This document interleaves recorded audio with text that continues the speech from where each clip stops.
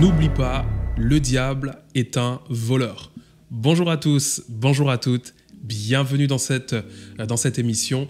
Aujourd'hui, comme vous l'avez entendu, on va aborder un sujet très important parce que parfois, nous en tant que chrétiens, on se trompe parfois d'ennemis.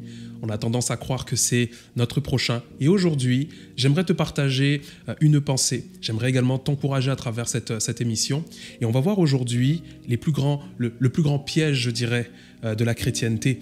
Je voudrais te dire qu'il y a un avis de recherche sur ta vie. Depuis que le diable a été déchu, depuis ce jour, il n'a qu'un objectif, c'est de détruire ta vie. C'est lui qui prend plaisir à te voir stagner. C'est lui qui prend plaisir à voir ton mariage être en train de se péricliter. C'est lui qui prend plaisir à te voir être même énervé contre Dieu, d'être dans le doute et toutes ces choses-là. Le diable prend plaisir parce que depuis qu'il a été déchu, il a juste un objectif, c'est de détruire ta vie. Alors j'aimerais aujourd'hui te poser une question et on va commencer l'émission avec cette question. Comment l'ennemi s'en prend à ta vie? Et j'aimerais briser déjà une fausse croyance. Comme je le disais, la plupart du temps, nous en tant que chrétiens, on pense que notre prochain est notre ennemi. On pense que celui qui est à côté de moi est celui qui va me mettre les bâtons dans les roues. Est celui qui va littéralement m'empêcher d'avancer, de rentrer dans ma destinée.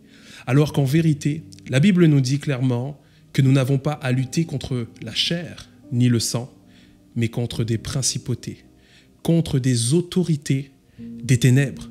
Et j'ai une pensée particulière, par exemple, pour tous ceux qui sont dans le domaine du travail, dans le milieu du travail, qui rencontrent toutes sortes de défis, toutes sortes de collègues qui parfois sont hypocrites. Tu vois que peut-être on te met la vie à l'envers. On essaye de casser ton image auprès des supérieurs. Et tu te rends compte que, waouh, c'est compliqué de voir l'ennemi, en fait, Naya, derrière. C'est compliqué, en fait, de voir le diable parce que le diable, je ne le vois pas, mais mon collègue, je le vois. Le diable, je ne le vois pas, mais l'hypocrisie qu'il y a au milieu de mon travail, je le vois. Et ça devient compliqué, finalement, de composer avec ça. Et certainement, tu te retrouves dans cette situation. Mais laisse-moi te dire une chose. Ce que le diable veut, c'est que tu puisses abandonner. Ce que le diable veut, c'est que tu puisses ôter la bénédiction de Dieu dans ta vie. Parce que j'aimerais te dire, peut-être qu'il y a quelques mois, peut-être quelques années, quelques semaines derrière, tu priais pour ce travail. Et tu le sais au fond de toi que ce travail, c'est Dieu qui te l'a donné. Tu sais parce que tu as intercédé. Avant, tu étais certainement dans un moment où voilà, tu cherchais du travail, tu étais au chômage et tu as prié pour ce travail. Et tu sais que c'est Dieu qui te l'a donné. Et aujourd'hui, au sein même, alléluia, au sein même de ce travail, au sein même, je dirais, de cette bénédiction, tu rencontres toutes sortes de défis. Mais ce que l'ennemi veut, c'est que tu puisses abandonner. C'est que tu puisses justement laisser la bénédiction de Dieu, laisser ce que Dieu t'a ouvert comme porte pour justement t'isoler, pour justement te voir échouer. Et aujourd'hui, j'aimerais te poser une question. Et si les conflits étaient un outil de croissance? Alléluia, j'aime ce que je dis. Parfois, nous mettons des étiquettes sur nos prochains, comme je le dis, en pensant que voilà, c'est eux le problème. C'est eux, c'est comme si c'est à cause de toi, littéralement, que je ne vivrai pas la destinée que Dieu a prévue pour moi. Laisse-moi te lire un passage.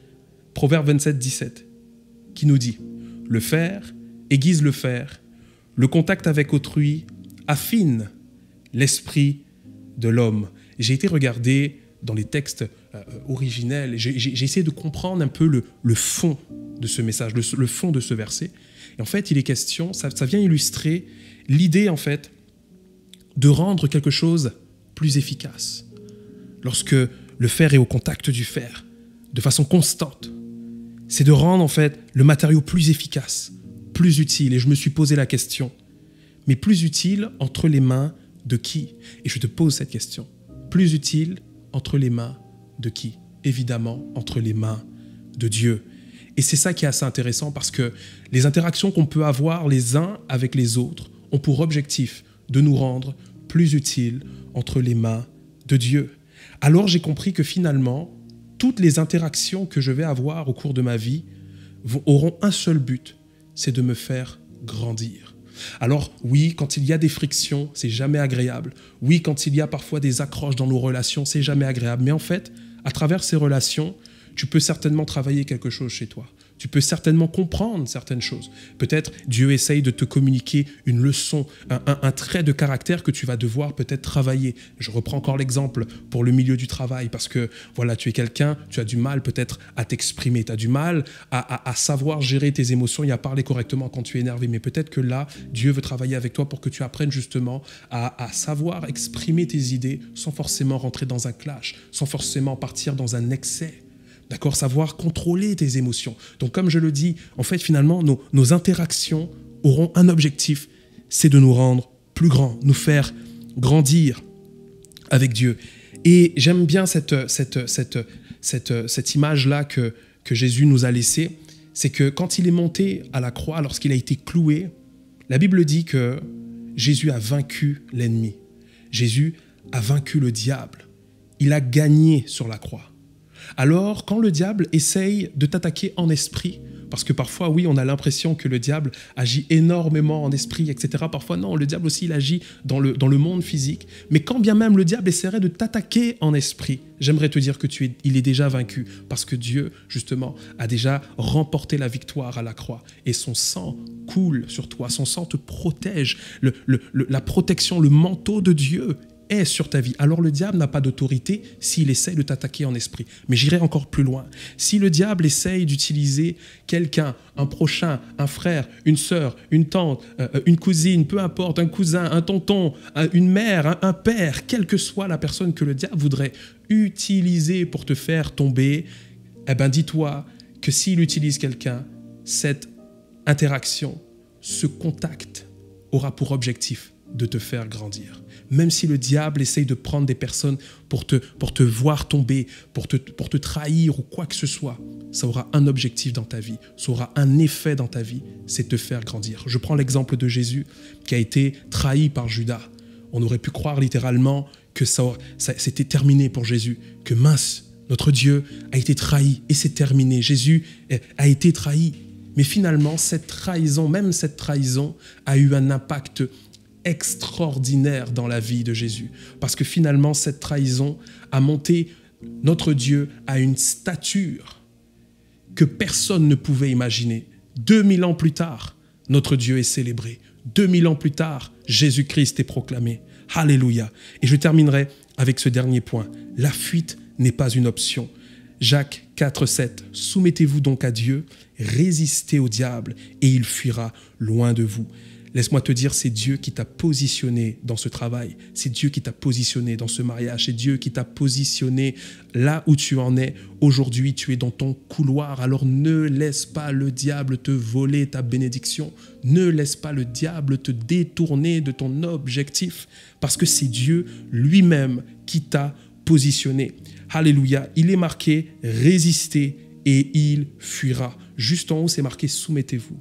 Ça veut dire obéis finalement à la bénédiction que Dieu t'a donnée. La prière que tu as faite, tu as dit à Seigneur, Seigneur, je veux ce travail et Dieu t'a ouvert les portes. Aujourd'hui, je crois que tu es dans ton travail. Je crois, Seigneur, que je suis là où tu veux que je sois. Alors, je vais obéir à ta parole. Je vais me soumettre à ta volonté. Et alors, alléluia, et alors, l'ennemi fuira. C'est à lui de fuir, ce n'est pas à toi. J'aimerais prier pour toi, mon ami. Père éternel, je prie maintenant, dans le nom de Jésus, que tu puisses donner une force surnaturelle.